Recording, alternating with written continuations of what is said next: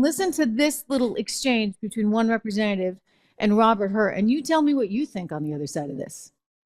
Mr. Hur, classified documents were found at the Penn Biden Center? That's correct. They were found in President Biden's garage?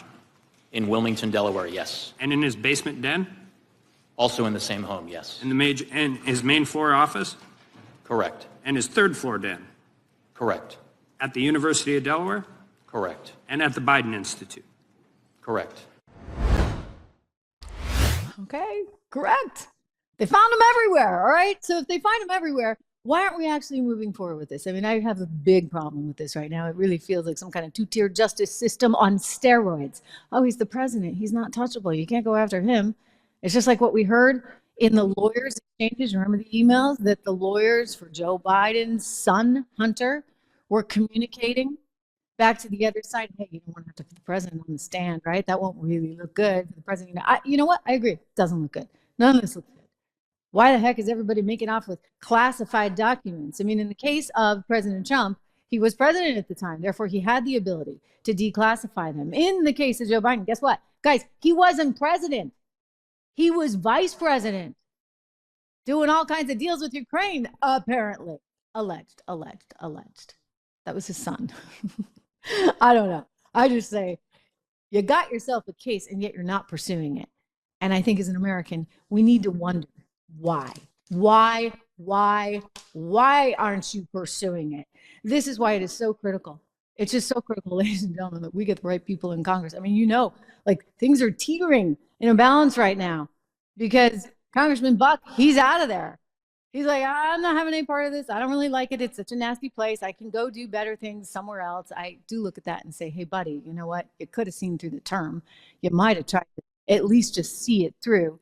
You know, you take on something, you're supposed to see it through instead of leaving everybody high and dry. Mike Johnson's like, wait, what? He's leaving now? And he was going to leave. We didn't know he was going to leave next week.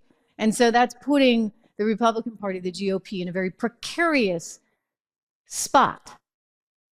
And so right now we've got so much sort of hanging in the balance, which is why it's so important come 2024 that we get kind of a good, solid, healthy majority. People that care about the economy, people that care about inflation, people that care about our standing in the world and care about our border. These policy issues, they really matter. You know who cares about this? Our friends over at Americans for Prosperity, AFP, americansforprosperity.org. They're looking at what's going on with inflation. They're looking at what's going on with the border. And I guarantee you, you know what? I know these folks, the left wants to paint people on the right as though they're anti-immigrant, which is absolutely positively not the case and not the truth in any way, shape, or form. But people on the right are saying, hey, you know, you're going to bring all these people here. Don't you think you ought to have a system? Don't we have to have a way to bring, you can't be bringing 320,000 people in the dead of the night and flying them to Timbuktu in all these different airplanes because you want to stack things for the census. I'm sorry, like that can't work. So Americans for Prosperity, they're committed to making sure that we have the representatives in Congress, the representatives in Senate that we need so that we have the right kinds of policies to actually expand and grow our economy so that we can be more reliant. There's a story the other day. Did you see this one, guys? Unbelievable stuff. Remember that big, like $280 billion deal that Joe Biden was doing with all these semiconductor companies? He wanted all the chip companies to come bring their businesses back on shore, which I, by the way, so wholeheartedly support. Yeah, it's a strategic industry. Let's have it on shore. Thank you very much. Well, apparently there are so many like DEI things in there, diversity, equity, and inclusion, so many requirements that according to a new story actually written by a guy over at Vivek Ramaswamy's asset management shop called Strive, it's like the anti-ESG shop, written by him and published by The Hill. Well, all of these companies are saying, you know what? I don't really need the money. I don't think I want this. Let me go elsewhere. Like Israel. Imagine they're willing to go to Israel. And you think about everything that's happening over there in the precarious state that Israel's in, but they're like, hey, you know what? More bang for our buck over there because we don't have to deal with this DEI insanity. So he's got so many strings attached to this money that I don't know if he's ever really going to be able to onshore this stuff. And this is part of the problem. You know, big government in the way. Americans for Prosperity, I promise you, they care about these things. You know who else cares about these things? I care about these things.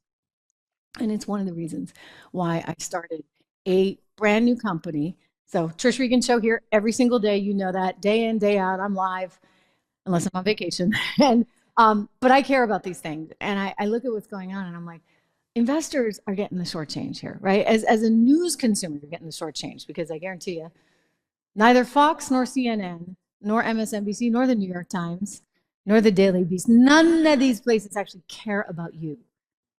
Not the way I do, anyway. Not the way my colleague over at 76 Research does. Rob Horton, brilliant fund manager who's managed billions of dollars actually on Wall Street, and has said there's got to be a better way. There's got to be a better way. And so he and I teamed up. We've been friends for a long, long time. We've talked about this forever. And we've teamed up to create 76 Research, 76research.com, which publishes the 76 report and a variety of model portfolios. You can get them all if you're going on the founders level, but model portfolios with 10 to 15 stocks in each one that are designed for really long-term holdings to grow your wealth in a way that's free of all this noise that you're getting from the mainstream media, the noise that you're getting from Wall Street, or frankly, the noise that you are getting, ladies and gentlemen, from the White House and from the Democrats in charge. And by the way, I'm not saying that Republicans are guiltless in this. I mean, they tend to be a little better off than the left these days. But the reality is everybody's got something to sell, so to speak, right? I mean, they've all got their lobbyists there. They all want to get reelected. And so they're doing things not always for the reasons that are capitalist in nature. And so I'm just a pure capitalist, simple girl, red-blooded American capitalist, as I like to say. And so is Rob. And so we said, you know what, we gotta do better for people. I encourage you to sign up for the 76 report, if nothing else, because you're going to get every couple of weeks a pretty good stock pick in there. I happen to know that the one he just profiled is actually, I mean, maybe it's coincidence, but he's got a good insight into these things. It's actually on fire just in the last 6 days. So $9.95 a month. Hey, listen, you cannot beat it. Go check out 76research.com. Sign up for the 76 report. I know you're gonna love it.